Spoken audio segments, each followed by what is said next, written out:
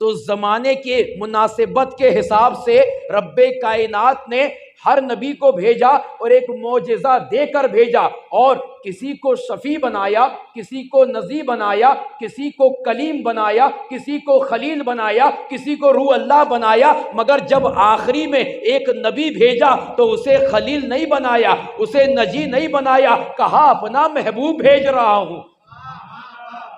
اپنا حبیب بھیج رہا ہوں، اور تمام کو زمانے کے مناسبت کے حساب سے ایک نبی بھی بنایا، کتاب بھی عطا فرمائی اور ایک معجزہ عطا فرمایا، مگر جب نبی کو بھیجا تو اپنا محبوب قرار دیا، اور صرف معجزہ نہیں دیا، سراپا معجزہ بنا کر بھیجا۔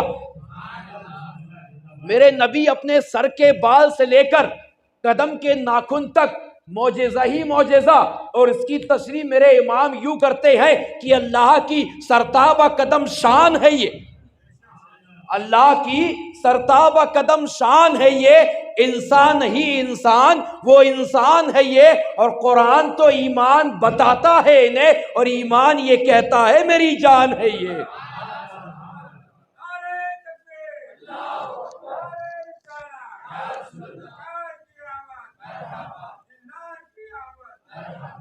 مگر معاملہ یہ تھا کہ میرے نبی بھی ایک امت کی طرف آئے تھے، میرے نبی بھی رہبری کے لیے آئے تھے، میرے نبی بھی راہ ہدایت کے لیے آئے تھے، اور اس زمانے میں بھی اس زمانے کے لوگ کچھ نہ کچھ ہنر رکھتے تھے، تو رب کائنات نے بھی پورا سراپا معجزہ نبی کو بنایا، مگر دو خاص معجزے عطا فرمائے میرے نبی کو بھی، اور وہ بھی زمانے کے مناسبت کے حساب سے۔ جب میرے نبی مکے کے سرزمین پر پیدا ہوئے تو اس دور میں زبان و بیان کا دور تھا، لوگ اپنے بیان پر، لوگ اپنی زبان پر فخر محسوس کرتے تھے، اور عرب کا زمانہ تھا، اور وہ عرب تھا تو لوگ کو عربی بڑی فصاحت و بلاغت سے آتی تھی، اور اپنے فصیح بلیغ پر انہیں بڑا ناز تھا، تو رب کائنات نے ان لوگوں کے لیے کہ جو اپنے اوپر ناز کرتے تھے انہیں چپ کرانے کے لیے رب کائنات نے نبی کو سب سے بڑا معجزہ قرآن عطا فرمایا، اور پھر معجزہ قرآن عطا نہیں فرمایا، کہا نبی کو سمجھنا ہے تو قرآن پڑھو، اور قرآن میں میرے نبی کا مرتبہ دیا،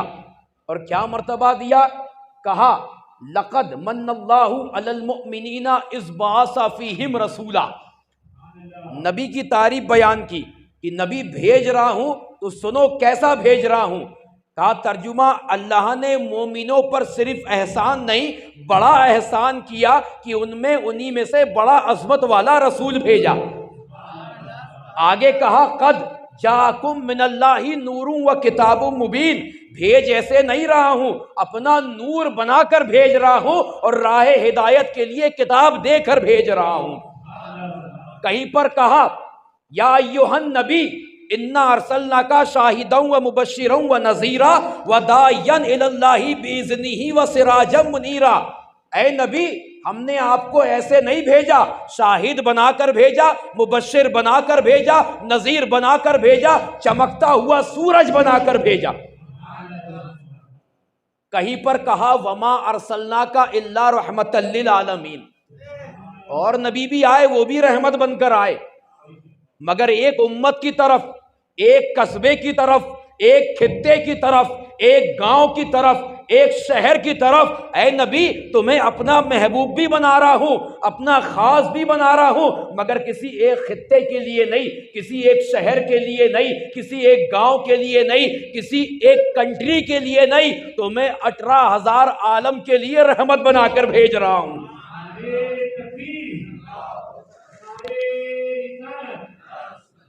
اور اے نبی اور ہوں گے جو انسانیت کے لیے رحمت، تم تو جانوروں کے لیے بھی، چرند کے لیے بھی، پرند کے لیے بھی، شجر کے لیے بھی، حجر کے لیے بھی، حتیٰ کہ میں نے نور سے جتنی چیز پیدا کی، اے نور محمدی تم اتنی چیزوں کے لیے رحمت بنا کر بھیج دیے گئے ہو۔ یہ میرے نبی کا معجزہ ہے کہ میرے نبی رحمت بھی ہے، اور پھر معاملہ یہ ہے کہ یہ تو میرے نبی کی تعریف ہے۔ ایک مقام پہ رب فرماتا ہے اور سب سے بڑی تعریف اور عقیدے کی آیت کا ان اللہ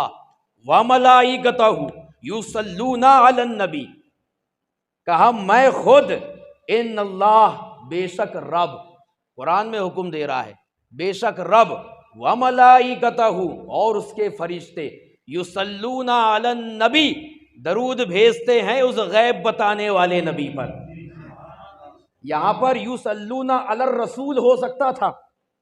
یصلون علی المحمد ہو سکتا تھا، اور دیگر الفاظ سے میرے رب بیان کر سکتا تھا، مگر یصلون علی النبی کیوں لے کر آیا؟ یہی عقیدہ ہے۔ ڈکشنری اٹھاؤ، لغات اٹھاؤ، تمہیں اس میں نبی کا معنی ملے گا تو غیب کی خبر بتانے والا۔ یہاں کہا کہ میں اور میرے فرشتے صرف نبی پہ درود نہیں بھیجتے، غیب بتانے والے نبی پہ درود بھیجتے ہیں، یعنی نبی بھیج رہا ہوں تو عطائی طور پر غیب دے کر بھیج رہا ہوں۔ تو درود بھیجتے ہیں اس غیب بتانے والے نبی پر، اور آگے کہتا ہے یا ایھا الذین آمنو۔ تو اب جب رب جس پر درود بھیج رہا ہے، اس کے فرشتے جس پر درود بھیج رہے ہیں، تو رب جانتا ہے کہ اس نبی پر صرف اور صرف ایمان والا ہی درود بھیجے گا۔ یہاں بھی یا ایھا المسلم ہو سکتا تھا، یا ایھا الناس ہو سکتا تھا، مگر رب نے کہا یا ایھا الذین آمنو، اے ایمان والو، صلو علیہ وسلموا تسلیما، تم بھی خوب خوب درود و سلام پڑھو۔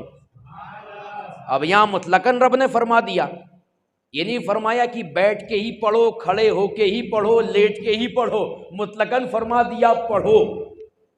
پڑھو۔ اب لوگ پوچھتے تم کھڑے ہو کے کیوں پڑھتے ہو؟ تو اب ادب کا تقاضا یہی ہے کہ جب کوئی بڑا ہو جائے تو تعظیم کے لیے کھڑے ہو جاؤ۔ تو میرے نبی تو تمام بڑوں میں بڑے ہیں، سب سے اعلیٰ حضرت کہتے ہیں کہ سارے اونچوں میں اونچا سمجھیے جسے، ہے ان اونچوں سے اونچا ہمارا نبی، سارے اچھوں میں اچھا سمجھیے جسے، ہے ان اچھوں سے اچھا ہمارا نبی۔ تو یہ میرے نبی کی قرآن کے اندر تعریف ہے، اور بعد میں میرا رب کہتا ہے آگے والضحیٰ واللیل اذا سجی، میرے نبی کے چہرے کی قسم کھا رہا ہے، میرے نبی کے زلف کی قسم کھا رہا ہے، اور کہا لا اقسم بہذا البلد وانت حل بہذا البلد ووالد وما ولد، اے نبی تمہارے شہر کی قسم جہاں تم پیدا کیے گئے۔ کیا شان ہے میرے نبی کی، جہاں پیدا کیے گئے وہاں کی قسم میرا رب کھا رہا ہے۔ اور یہ پھر